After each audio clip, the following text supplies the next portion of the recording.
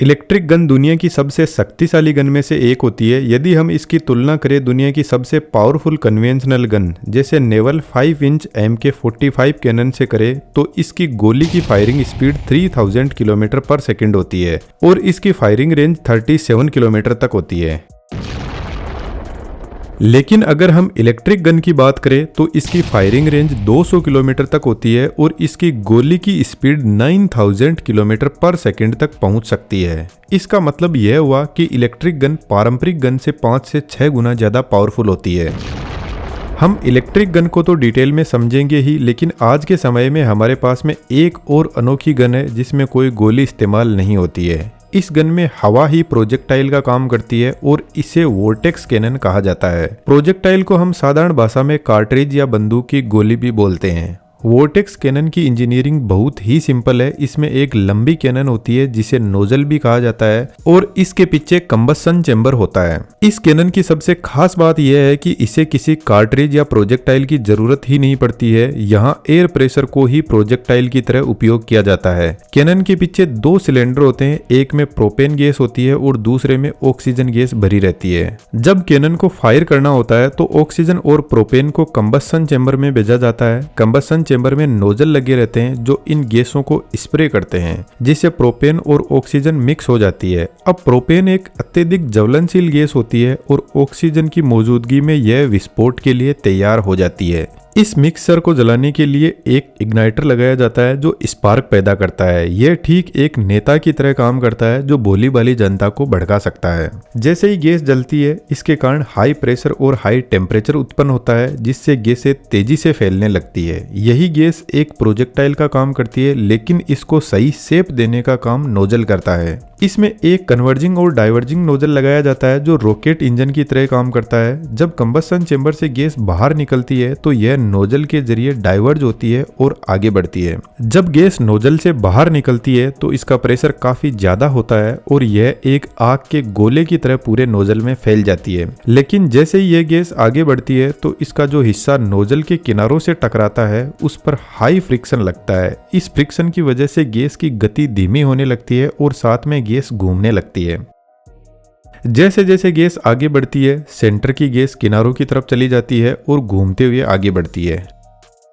लेकिन जब सेंटर की गैस किनारों तक पहुंचती है तो वहां वैक्यूम क्रिएट होता है। इसकी वजह से लो प्रेशर पैदा होता है जो बाहर से हवा को अंदर की तरफ खींचता है। इसका नतीजा यह होता है कि हाई हीटेड गैस बाहर निकलती है और बाहर की ठंडी हवा अंदर जाती है। जब हाई हीटेड गैस नोजल से बाहर निकलती है तो यह डोनट शेप में घूमते हुए आगे बढ़ती है। इस वोर्टेक्स की स्पीड 175 किलोमीटर पर आवर होती है और इसकी सक्सेसफुल रेंज 100 मीटर होती है। वैसे तो ये गन किसी बड़े नुकसान के लिए नहीं बनी है, लेकिन अगर आप इसके सामने खड़े होते हो तो यह हाई स्पीड एयर वोर्टेक्स आपके शरीर पर काफी ज्यादा इम्पैक्ट डाल सकता है। हालांकि यह घातक नहीं होता है। अधिकतर इस कैनन का उपयोग भीड़ को नियंत्रित करने के लिए किया जाता है या फिर एंटरटेनमेंट पर्पज के लिए भी। अब सोचिए अगर हम एक ऐसी गन बनाएं जिसमें कोई प्रोजेक्टाइल भी हो और जहां हम कंबस्शन चेंबर की जगह इलेक्ट्रिसिटी का इस्तेमाल करें तो यह दुनिया की सबसे पावरफुल गन बन जाएगी।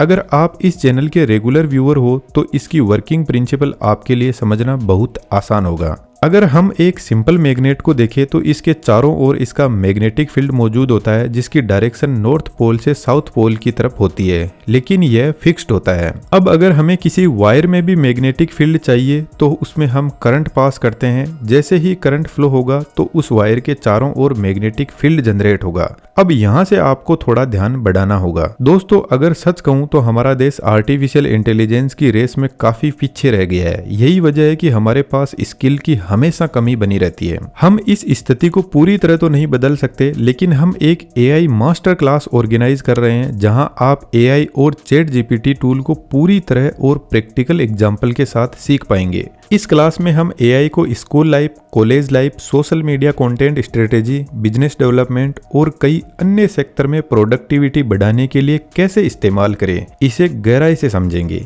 यह क्लास 22 और 23 मार्च को 2 दिन चलेगी। शाम 7 बजे से स्टार्ट होगी। सबसे जरूरी बात, हमारा टारगेट आपको पूरी तरह से AI टूल को सिखाना है और इस लाइव क्लास में आप इस टूल को पूरी तरह मास्टर कर लेंगे। डिस्क्रिप्शन में क्लास एनरोलमेंट का लिंक दिया गया है, जरूर से एनरोल करें क्योंकि मैं खुद आपको लाइव क्लास में मिलने वाला हूँ। अब वापस टॉपिक पर आते हैं। यदि हम इस वायर को अपने हाथ से पकड़े तो जिस तरीके से हमारी अंगुलियां इस वायर के चारों तरफ घूमती है वही मैग्नेटिक फील्ड की दिशा होती है। वहीं अंगूठा हमारा करंट की दिशा को दर्शाता है। अब थोड़ा आगे बढ़ते हैं। मान लीजिए कि हम दो मेटल रोड लेते हैं, एक मेटल बार को इनके ऊपर रख देते हैं। जैसे ही करंट का फ्लो शुरू होगा तो मैग्नेटिक फील्ड जनरेट होने लगेगा।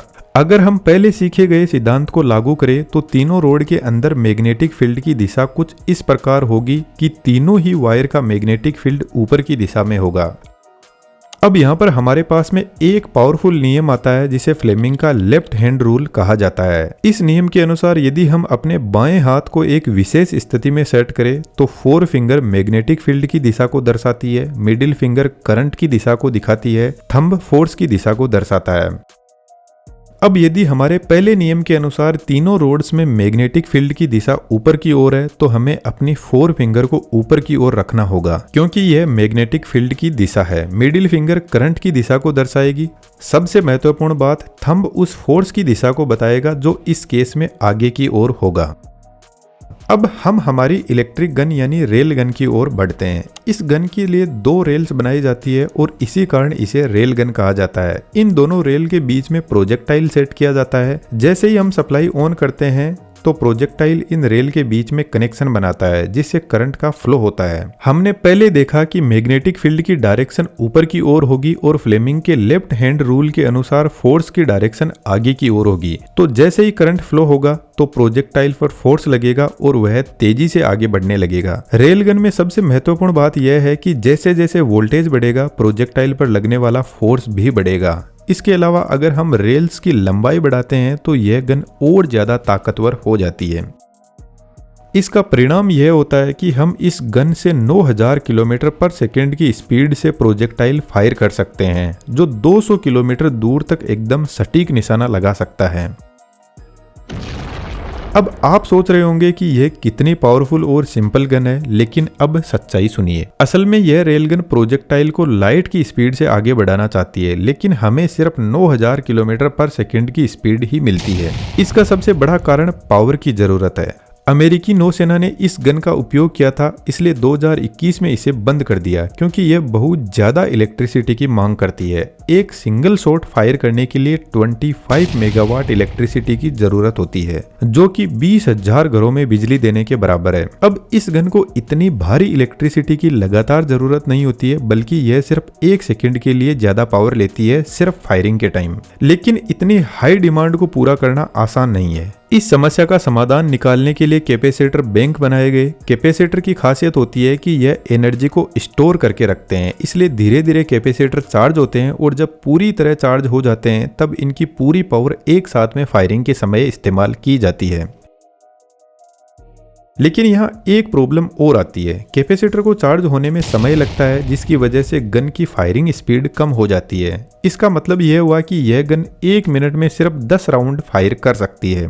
अब प्रोजेक्टाइल को लाइट की स्पीड तक पहुंचाने के लिए मैं इमेजिन ही नहीं कर सकता कि इसको कितनी पावर चाहिए, जो अभी के समय में संभव नहीं है। अब हम दूसरी समस्या पर आते हैं। इस गन का प्रोजेक्टाइल किसी भी प्रकार के पेलोड या विस्फोटक को कैरी नहीं कर सकता क्योंकि इसकी आरंभिक गति अत्यधिक अधिक होती है। बहुत सारे विस्फोटक इतनी अत्यधिक दबाव और गति को सहन नहीं कर सकते और इतनी उच्च गति पर वह तुरंत ही विस्फोट कर सकते हैं, जिससे गन का पूरा उद्देश्य ही विफल हो सकता है। हालांकि इसकी हाई स्पीड का हमें एक बड़ा फायदा भी मिलता है। इस गन से फायरिंग किया गया प्रोजेक्टाइल इतनी अधिक काइनेटिक एनर्जी धारण करता है कि जब यह किसी वस्तु से टकराता है तो इसकी ऊर्जा इतनी ज्यादा होती है कि यह केवल इम्पैक्ट से ही एक जबरदस्त विस्फोट उत्पन्न कर सकता है बिना किसी भारी विस्फोट के।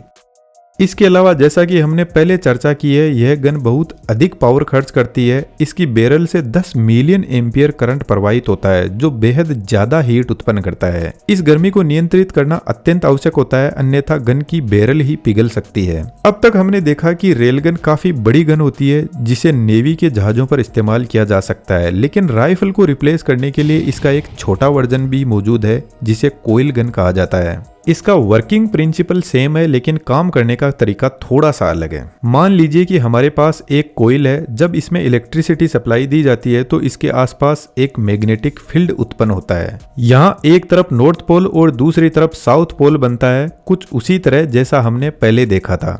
अब अगर हम प्रोजेक्टाइल को इस कोइल से पास करवाते हैं तो नॉर्थ पोल प्रोजेक्टाइल को अपनी ओर खींचेगा, जिससे यह आगे बढ़ने की कोशिश करेगा। लेकिन जैसे ही प्रोजेक्टाइल साउथ पोल के पास पहुंचेगा, मैग्नेटिक फील्ड की दिशा बदल जाएगी और यह प्रोजेक्टाइल को वापस खींचने लगेगा। इसके कारण प्रोजेक्टाइल कोइल के बीच में फंस सकता है और आगे नहीं बढ़ पाएगा। यह समस्या हमारे घरों में इस्तेमाल होने वाली इलेक्ट्रिक मोटर्स में भी देखी जाती है। कई बार जब हम मोटर को ऑन करते हैं तो रोटर जाम हो जाता है और किसी भी दिशा में घूमने में असमर्थ रहता है।